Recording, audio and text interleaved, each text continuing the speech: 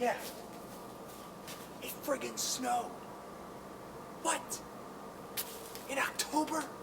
It is getting chilly. Hi everyone, Anthony Fantano here, the internet's busiest music nerd, and it's time for a mixtape review thing. Milo, I wish my brother Rob was here. This dude is an up-and-coming MC. This is not his first rodeo though. He was an MC and a contributing member of the rap group Nom de Rap before he put out this mixtape, which is hilariously titled after Del the Funky Homo Sapiens' first album, which I do enjoy quite a bit. But also the title is in tribute to a friend of his who passed away. So this is hip-hop. Ever since the internet became a great kind of farming ground for hip-hop artists to throw their mixtapes in every single direction, it's really difficult to choose who I should be reviewing, who I should review instead, that kind of stuff. I can only make so many videos, and people tell me stuff like, hey, so-and-so could use some exposure. I'm just trying to talk about some music that I enjoy. I'm not trying to be a musical Robin Hood here. And this rapper, Milo, makes some music I enjoy. And what I do like about Milo is that I think he has a lot of interesting qualities. He raps over beats that I think a lot of MCs would shy away from because they're too electronic or silly or quiet. He lifts from a handful of different producers on this mixtape, including Madlib, which is cool, but what's interesting to me is that he uses beats from Shlomo, that Bad Feelings album I reviewed earlier this year. Another producer I reviewed, Gold Panda, and Flying Lotus as well. A lot of these beats contain swirling electronics and ambient soundscapes and a lot of acoustic guitar. There's some very familiar and traditional jazz and soul samples here and there, but for the most part, the sounds on here are a little out there as Milo. He's got this really funny and approachable personality that sidesteps the aggression and the unreal bragging that makes hip-hop unlistenable for some people. And his rhymes are littered with nerdy stuff relating to The Lord of the Rings and Ghostbusters and sweaters and philosophy and Kurt Vonnegut and internet forums. Stuff like this has been rapped about before,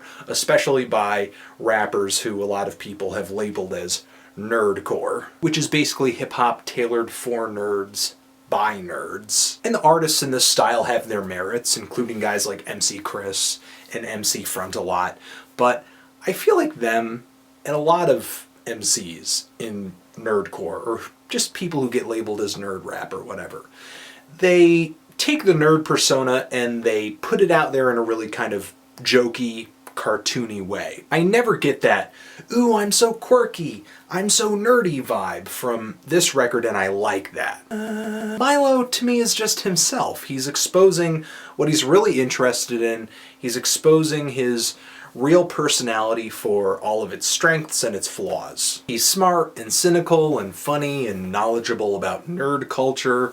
He'd like to own a farm one day, and he raps like he knows a thing or two about antidepressants. But there are plenty of spots on here where he has these moments that remind me a little bit of Kendrick Lamar in that he can't relate to anybody, not people his age especially, so he starts criticizing because everyone around him is drinking too much and giving into advertising and giving into social norms and to hip-hop stereotypes and being too conservative or being too liberal. There's not much on this album he takes all that seriously, except his own personal experiences, which he paints all over this thing. The end of the song Just Us, where he uses that Shlomo beat, he tells this kind of eulogy to his past friend, and it gets me a little, it's sad. Even sadder, but kind of in a funny way that gets me a little, also.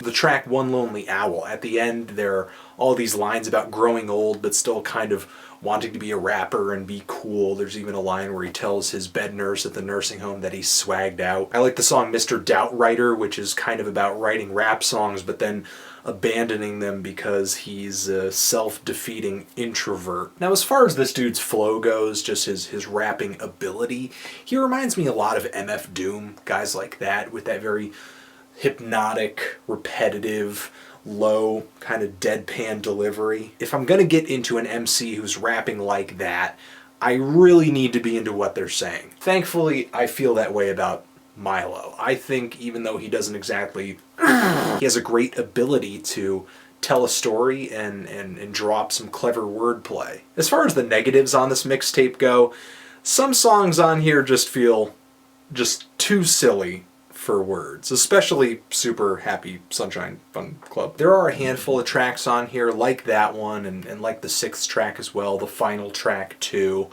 where the vocals are just recorded really badly, just really muddy. They just don't sound good at all. The features on this mixtape just don't feel as strong as Milo when it comes to rapping, and there are a few cringe-worthy lines here and there. But at the end of the day, I think this mixtape is really authentic. I think it's fun. I think it's listenable. I think it's re-listenable. So I'm kind of loving this thing. I'm going to be looking for the next thing that Milo does, definitely. Feeling a light 8 on this. But what do you think about it? Do you love it? Do you hate it? Why?